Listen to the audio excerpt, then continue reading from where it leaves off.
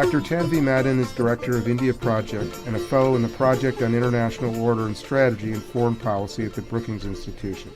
Welcome to Orlando, and thanks for being at UCF. Thank you, David. I thought today we could have a conversation about India, and we'd talk along two lines. One would be on U.S. Indian relations in the Trump-Modi era, and the other would be what's happening in India itself in terms of politics and a lot of the economic agenda that Prime Minister Modi has had. So I think I'd like to ask you first, where are U.S. Indian relations right now?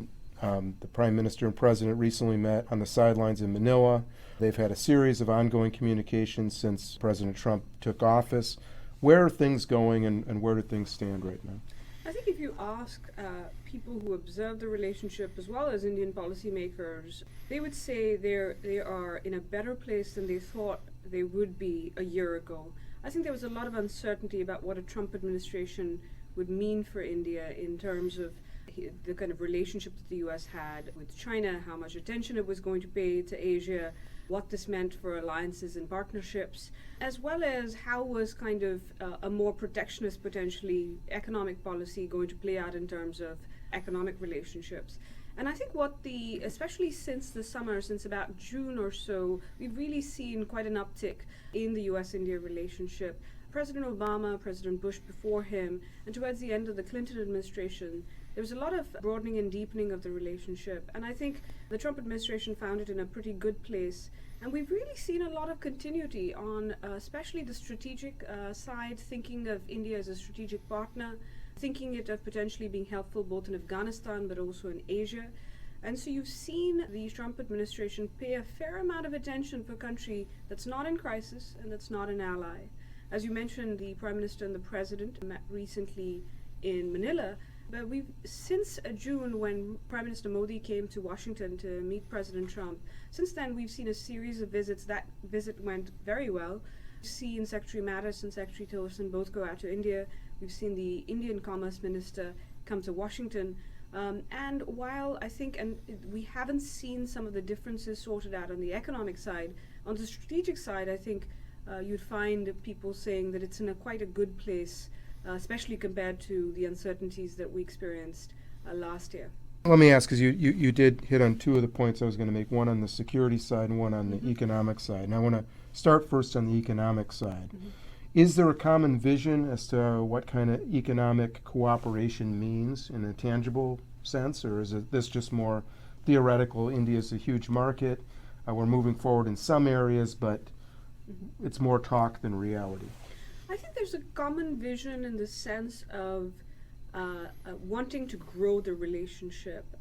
For India, the U.S. is its largest trading partner if you look at goods and services. And for the U.S., as you said, it's this potentially huge market where companies want to invest, particularly some countries, for example, in the tech sector, who are unable to go into China.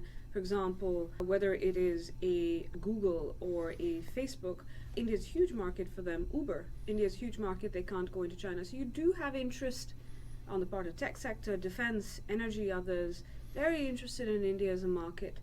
But I think other than kind of the interest on both sides in growing on the relationship, growing on the kind of existing ties and expanding them, trade, for example, is about $115 billion.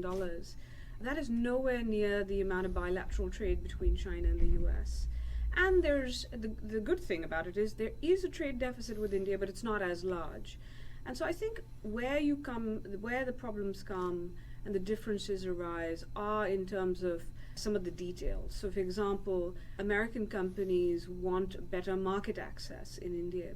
India wants more access to the labor market here, particularly. They think of immigration as a trade issue, not an immigration one. There are issues about the deficit. There's issues about how Prime Minister Modi's Make in India program, which is to encouraging manufacturing in India, would gel with President Trump's Buy America program. So I think there are differences. So far they have been focusing on the positives and trying to say, okay, if we just grow the pie, even the differences, they won't loom as large, even the deficit won't loom as large. But there are differences on the economic side that I think if they don't sort out will kind of bleed over into some other aspects of the relationship. But if you compare it to where the relationship was 10 or even 15 years ago, this is not just strategically, but an economic relationship that has really grown. I think what India needs to do is move up in terms of its importance as an American economic partner, just like America is an important economic partner for it. Thank you for explaining that. Moving to the strategic side, you were talking about Asia and Afghanistan. So I'm going to look at three issues here: Pakistan, China, and Afghanistan.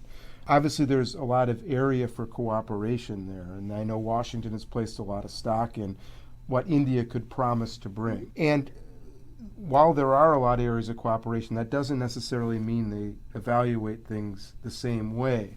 So how do they see things similarly, and where are the differences on those three countries in specifically? So I think the Afghanistan and Pakistan issues are linked.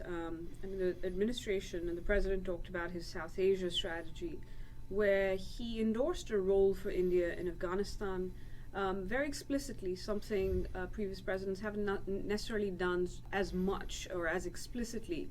They have endorsed a role in practice and called for India to do more. I think there's been, and especially when Secretary Mattis visited India, there's further conversation about what that doing more would mean. For both the reason that India does not want to put boots on the ground for its own reasons, but also because if India did put boots on the ground in Afghanistan, Pakistan would object to having Indian troops on the other side of its border as well. For that reason, that has been ruled out, and the administration has accepted that. And I think so what doing more will mean, and I think that there is agreement on this, which is to put more kind of effort in terms of capacity building, training of both military and police, which India has done but will do more of, perhaps help supply some equipment, but also continue with a lot of development activities, building roads, the power industry up. So kind of building on the governance and capacity side, while the U.S. perhaps focuses more kind of on the security side and providing that. So I think there is agreement on that. I think there are some who would like to see India put boots on the ground, but that is not going to happen unless things change dramatically on the ground. I think in terms of Pakistan, there is more agreement perhaps than before, but I think there's still a difference about how much to push and how to get the Pakistani government, particularly the Pakistani military, to change its attitude towards having safe havens for militant groups or even terrorist groups within Pakistan. The US is quite focused on getting Pakistan to take action against the Haqqani network and the Taliban, which are groups that are focused on Afghanistan and have targeted American troops there, as well as Afghan troops. India would like more action on groups that have been targeting India, such as a group called the Lashkar-e-Taiba. And so I think on that there's kind of some differences, which is how much should the U.S. push Pakistan? There are some who argue that the U.S. shouldn't push too much. Whereas in India, there's an argument that the U.S. has heard it all before from Pakistan in terms of carrots rather than sticks, but it needs to kind of make sure that it actually gets Pakistan to change its behavior on this front. I think on China, there's actually a fair bit of convergence. Some have called it the strategic glue in the relationship. Both the U.S. and India have shared concerns, not about China's rise per se, but how it's been behaving in the region, as well as across the world. Is it going to stick to the rules of the road, or is it going to take the argument that might is right? So I think there is concerns about Chinese intentions and actions, and this has actually brought not just this administration, but since kind of the middle of the Bush administration, this idea that the US and India and other allies and partners, Japan, Australia, others, can work together not to contain China, but to at least balance its rise in terms of giving countries in the region an option and ensure that China respects red lines of others in the region. Of course, you mentioned Australia, Japan, U.S. and India, this Quad, and you wrote an article recently on the Quad 2.0, and I understand you're saying that it's not necessarily a counter to China, but certainly China interprets it as that. Just like we would say NATO isn't a counter to Russia anymore, but clearly from the Russian perspective it is.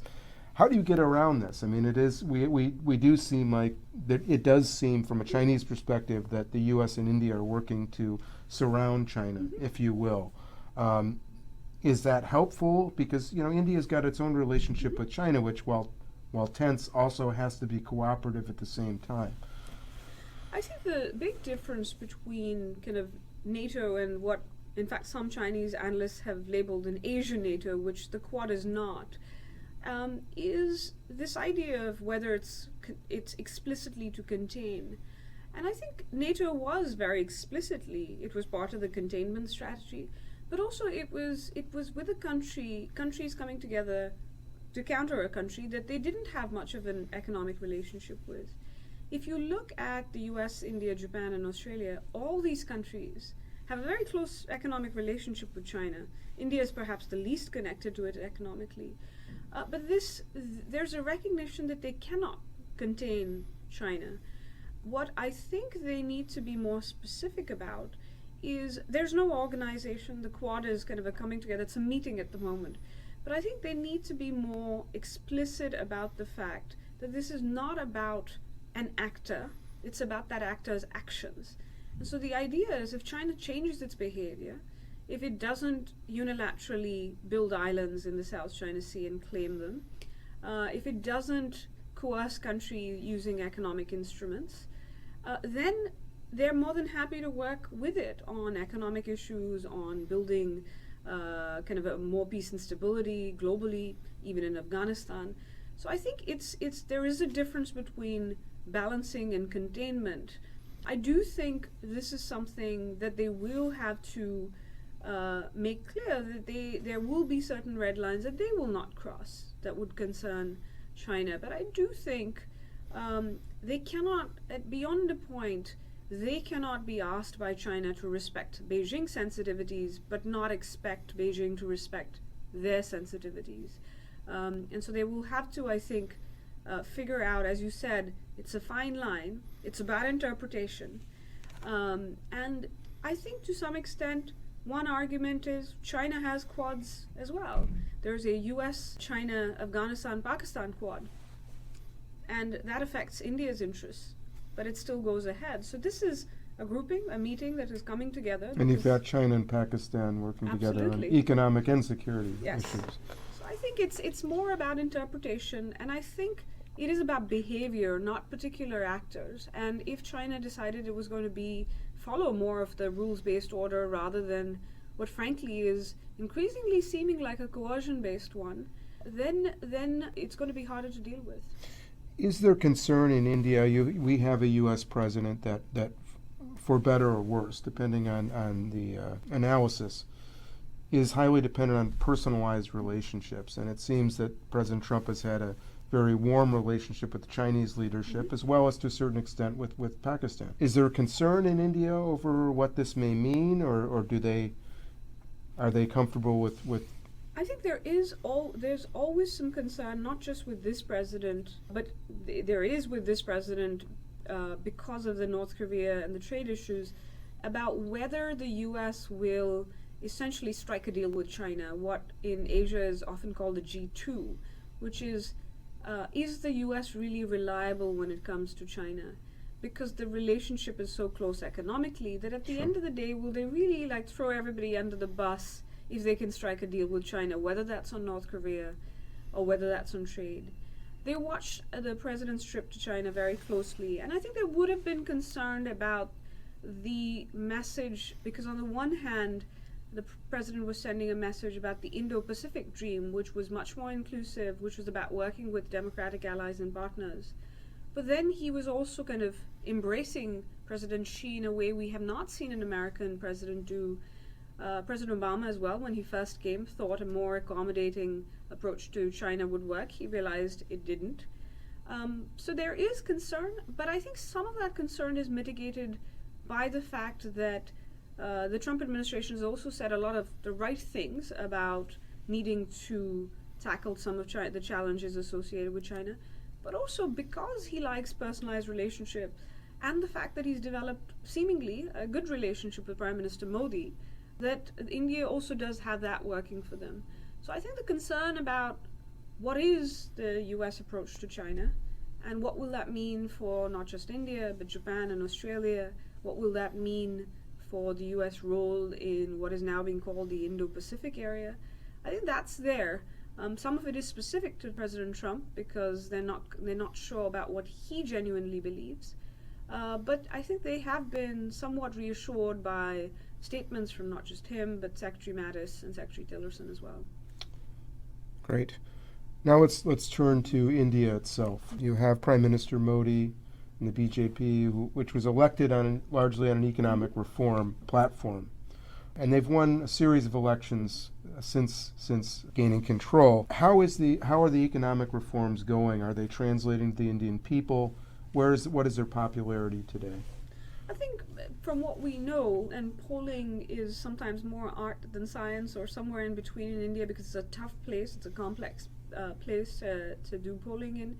From what we know, Prime Minister Modi himself is personally still extremely popular. There have been some concerns about the economy, the economic growth not stopping, but basically growth kind of slowing down a bit. And the question of are jobs being created is still very much present. From some estimates, India has the challenge of having to create 1 million jobs a month for the next 30 years. That's a huge challenge for any government. But I think also, particularly as you said, because Modi ran on a economics, I'm going to create jobs platform, that is what he is going to be partly judged against at the next election, which is scheduled for 2019, but could be called earlier. I think there's some concern that the numbers this quarter for the economic growth show a little bit of an uptick. So I think people are hoping that will play out over the next few years as well. That will be the trend. There have been some reforms, particularly in the banking sector. Like China, India has had a huge problem with what are called non-performing assets, a lot of kind of bad loans in the books. He's moved to sort that out. His government has, with the opposition's support, also helped to integrate the Indian kind of tax system across states. So it's kind of like the Interstate Commerce Commission here, which is really integrate the country in terms of a tax system. Earlier, for example, if a truck carrying goods went from one state to the other, you had to pay tax at the state border. So they're trying to make it more efficient. But I think there is some disappointment about some other reforms, land, labor, privatization, that haven't really gone through. Whereas the Prime Minister used political capital for something like the demonetization exercise, which I think which was essentially taking out a lot of cash from the system, which I think there's still a lot of debate about whether it was worth it or not, but also a lot of criticism about the implementation and whether it was really worth the effort. So I think the picture is mixed. I think the BJP is making gains in a number of states. It is the single largest party. It is the national party, which the Congress party used to be. Prime Minister Modi is quite popular. But I think that there are signs that on both the economic and political front that they might need to at least pick up their game a bit if they want to continue to make these gains. Well, I guess that leads into my next question. Is there's an election coming up in Gujarat where the polls have tightened recently. And also this week you had Congress pick a new /old leader, a familiar name with Rahul Gandhi. Mm-hmm. What does this mean? First of all, what are the implications of the election in Gujarat, and what is the potential for the Congress party to restore its lost luster? I think the Gujarat elections is kind of being watched closely because in India it's because it's almost kind of not quite the litmus test, but it's the sign of it's the ultimate form of polling, literally going to the polls. It's a large state and it's Prime Minister Modi's home state. The BJP has been ruling there for over a decade now, and so it's the incumbent. And so there's some sense of, will this be a bellwether? What will this tell us about the mood of the country? There was some sense in the summer that the party was a little bit on the back foot because of the economic news, but a victory in Gujarat could set the narrative in terms of the BJP and Prime Minister Modi himself are kind of continue to be popular, and whatever the kind of mainstream media is saying and analysts are saying, that he still and they still are kind of doing very well. Having said that, if some of the kind of pre-polls, and they have been known to be wrong, but also the Prime Minister will likely make a huge push himself. He's campaigning himself in this last week before the election. So we don't know if the polls are wrong or right, or if these last few weeks of or days of campaigning will make a difference. But if the BJP either kind of the margin shrinks, or if the vote is split, if Congress makes, which is the main opposition party, if they make huge headway in terms of vote share, even if they don't win, people will start talking about the fact that this is a kind of a sign that there is space, that there is an opposition vote out there that's looking for a vehicle. Now, if the BJP loses, I think you will hear even more voices that this is a real sign, it's the Prime Minister's home state. I think that if they lose, they will say, well, they were an incumbent for many terms, this is just anti-incumbency. But I think you will see kind of a shift in narrative. I think if the Congress even comes close, you will hear talks of a revival. It will boost the fortunes, or at least some of the analysis and optimism about Rahul Gandhi, who frankly has not at the moment proven himself in terms of electoral success. He's been, as you said, on the scene for a while. But I think, Gujarat will be one sign. But I think kind of now that he's taken over the party formally, or will be taking there's some official steps to be taken, that he will now be responsible. So he can't say, I'm just the general secretary, I'm not the head of the party. And we'll have to go about rebuilding the party organization, but also finding a narrative. It can't just be, we're not the BJP. It has to be, what are you going to do in turn? And so I think leading up to not just the national election in May 2019 or perhaps before, but there are some big state elections next year as well.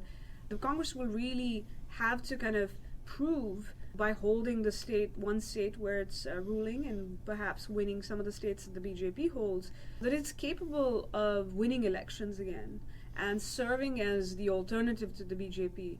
We haven't seen that recently, so I think we will watch Gujarat very closely to see where can the Congress go. It's not a party you can write off easily, but I think Rahul Gandhi himself has to prove that he can win, to use the terms that President Trump does. He's not seen as a winner in Indian politics, but that doesn't mean that he cannot be kind of the comeback kid. But he will have to prove that with kind of electoral success and not just, I think the family name will only take him that far. Well, let me ask this. This is obviously on Indian politics, but its implication to the U.S. You've had this burgeoning U.S.-Indian relationship under both Congress and the BJP. Is there a consensus between the two main parties in India that on the direction of relations with Washington? I think broadly, yes. And I think a lot of it stems from the fact that there's not, on the Indian side, not a kind of personality-based relationship. There are some real kind of structural factors, the rise of China, the need for American economic investment and a good trading relationship, the values-based element, people-to-people ties.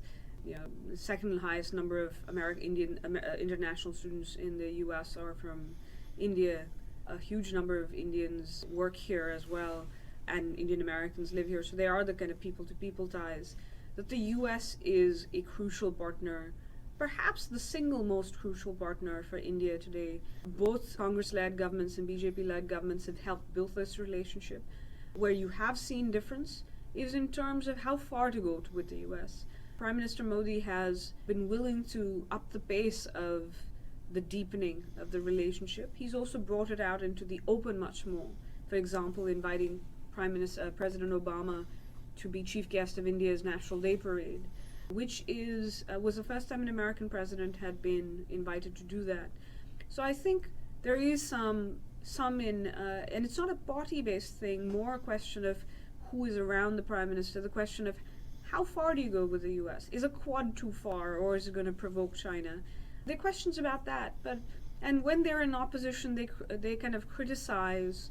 So the BJP, for example, when it was in opposition, criticized the U.S. India nuclear deal. But when they're in power, they move to kind of put it into practice. The Congress, for example, has not criticized recently the Prime Minister on the U.S. relationship because they understand that the challenge with China. So I think it will broadly continue, but I do think the pace might differ.